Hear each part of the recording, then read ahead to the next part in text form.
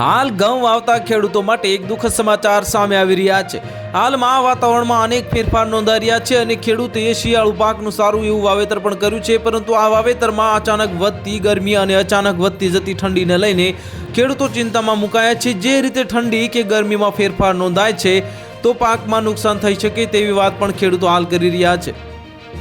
ત્યારે વાતાવરણમાં આ પ્રકારના ફેરફાર નોંધાય અથવા તો અચાનક ઠંડી અને ગરમી તો શરૂ થાય તો શિયાળુ પાકમાં કઈ પ્રકારે નુકસાન થઈ શકે અને તેના નિરાકરણના ભાગરૂપે ખેડૂતો કઈ દવાનો ઉપયોગ કરી શકે તે વિશે જૂનાગઢ કૃષિ યુનિવર્સિટીના ઘઉં સંશોધન કેન્દ્રના મદદનીશ સંશોધક ડોક્ટર આઈબી કાપડિયાએ માહિતી આપી હતી।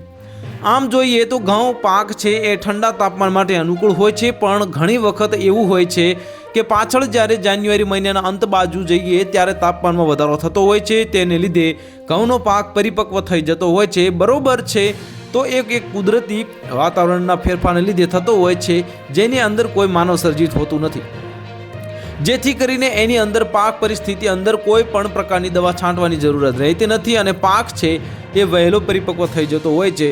અને જે ઠંડી વધે અને ઘટ જે છે એની લીધે પાકની પરિસ્થિતિ ઉપર એની પરિપક્વતા અથવા તો પાકવાના દિવસોની અંદર વધઘટ જોવા મળશે। તો હાલ માટે આટલું જ, મળીશું નવી અપડેટ સાથે। જો તમને અમારા વિડીયો પસંદ આવતા હોય તો વિડીયોને લાઇક કરી દેજો, ચેનલને સબસ્ક્રાઇબ કરી બાજુમાં આવેલા બેલ આઇકનને દબાવી દો, જેથી તમને આવા સમાચારની અપડેટ મળતી રહે।